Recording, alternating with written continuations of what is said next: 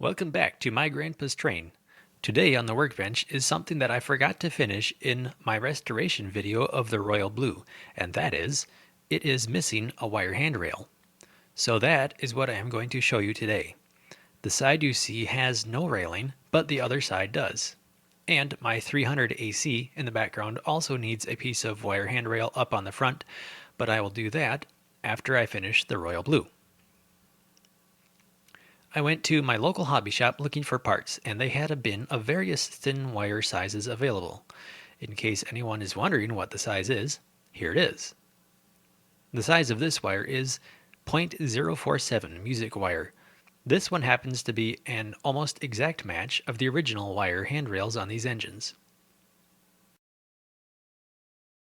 The process of replacing the wires should not be very difficult, but I have never done this before on a repair, so this is a bit of an experiment for me.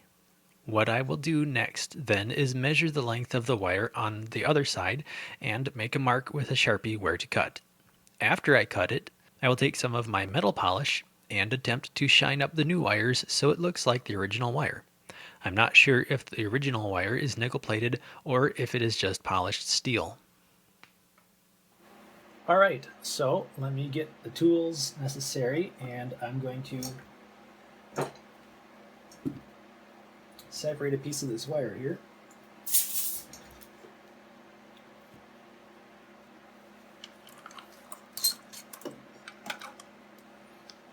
Alright. All that really has to be done is hold it up like that. And then I think for this one I'm just going to take a Sharpie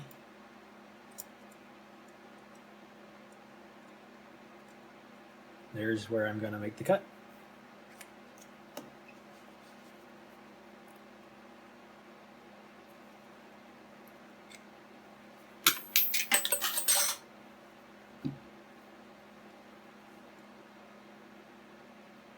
So my new piece is a hair longer. We'll see if that fits in there. So I'm also going to file this edge down since it's a little sharp. I don't want to take any extra paint off. Alright, so I've got some metal polish and I've got some paper towel. And what I'm going to do to make this go as smoothly as possible, I'm just going to chuck this into my drill.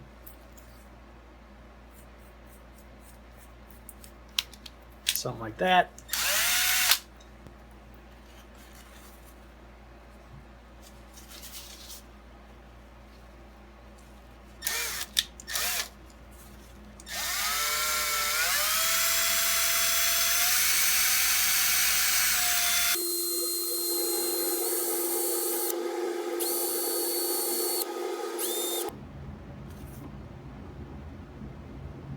Well, it's smooth, that's for sure.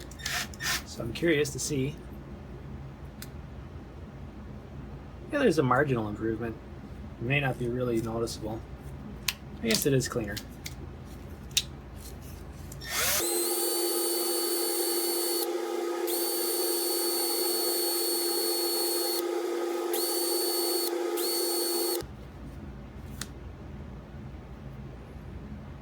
It's smooth, that's for sure.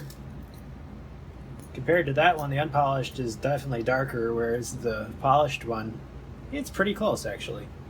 I think if I spend a lot longer on it, I could make it real shiny. Or I could nickel plate it, but I don't have any time to do that, and I don't have the materials to nickel plate, so it actually slides through there really easy now too since it's been polished. Tricky part though is to get it through these stanchions.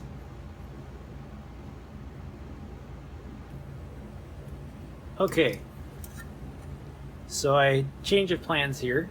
I decided to take the shell off, and this will allow me to pull this stanchion out of the shell, hopefully relatively easily. So I got the stanchion out, and it occurred to me that they just used tiny cotter pins. I think that's a genius idea. So now what I'm going to do is, yeah, this was definitely the easier way to get this piece taken out. Pull the shell pull the chassis out of the shell and then pull the stanchion out so that I can get it slid in these back two.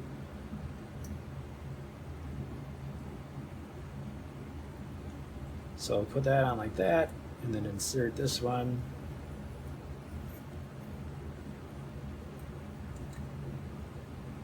And now I can put the front stanchion back in place, which might be easier said than done, seeing how this has gone so far. I think I'm gonna actually have to straighten this out. So as it turns out, well, I cut it too long. Okay, I'll have to pull that back apart again.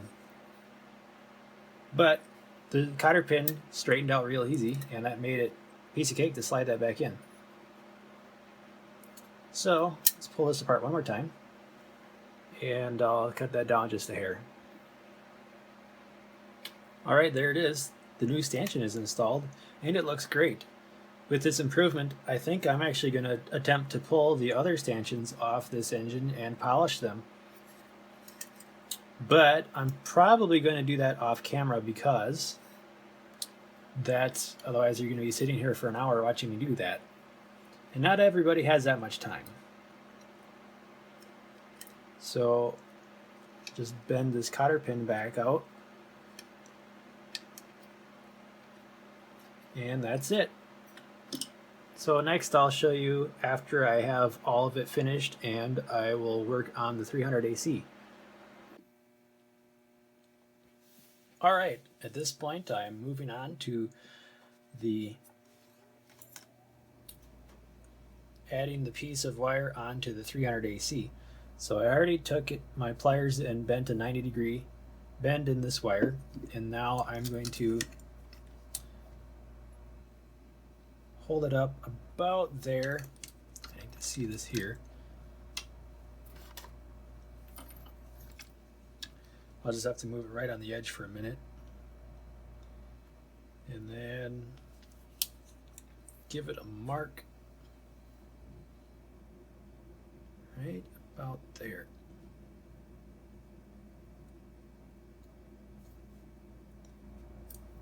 All right.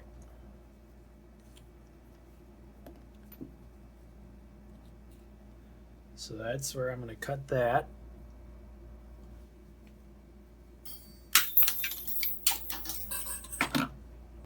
All right, so we've got this piece, and before I put the next bend in, I'm going to polish this wire up so that it has a nice shine to it. Now the 300 AC, most of this I did do off camera, just because for me it makes things a lot simpler.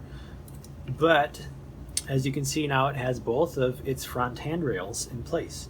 So all I really did was measure the length of this one, holding up the new piece, and then I bent a 90-degree bend up here, and I kind of gave it a bit of a curved bend there, and then angled it in, and you can see that it sticks out a little bit on the bottom, but it is held in place. This completes the handrail repairs on both of these engines. As you have seen, replacing wire handrail on these is not too difficult. Now, as I like to do after a successful repair, let's take the royal blue over to the layout and pull the freight around for a bit.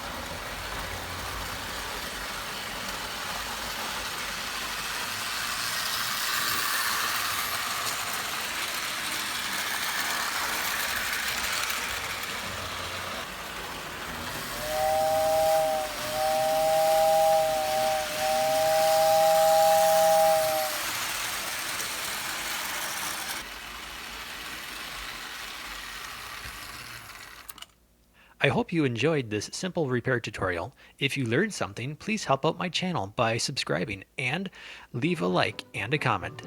And thanks for watching.